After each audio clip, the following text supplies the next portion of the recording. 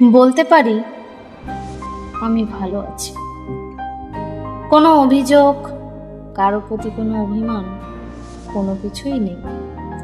যা ছিল, যা আছে, তা সবটাই চলে গেছে। এখন কোনো কিছুই আর জোর করে ধরে রাখার ইচ্ছা নেই, কোনো কিছু বুঝে নেওয়ার ইচ্ছা নেই। সব কিছুরই একটা সময় থাকে, সেই সময়টা শেষ হয়ে গেছে। এখন আমি শুধু একটু শান্তিতে থাকতে চাই, নিজের মতো। নেই কোনো অভিযোগ, নেই কোনো অভিমান, কোনো প্রশ্ন, কোনো কিছুই নেই। সত্যি কথা, আমি ভালো থাকতে চাই।